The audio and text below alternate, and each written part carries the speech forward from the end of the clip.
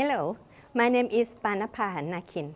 I'm now working as a director and manager, office manager at a company called Operation Energy Group, who deals with the operation of power plants. I am responsible for the staff. I am in the general operation of the company and also do the training for my staff.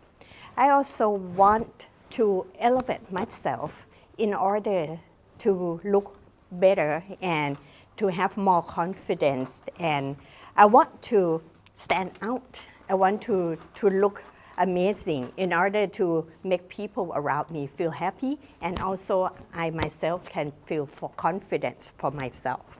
And I want to be make beneficial to people too. After receiving the certificate at IITTI, I would like to take these advantages in order to give people more consults on the image, on the appearance. And in the end, I think they will be happy and they will be successful in their career. And that would make me happy too. And I think this is what I am into this course, and I think I will do it good. Thank you.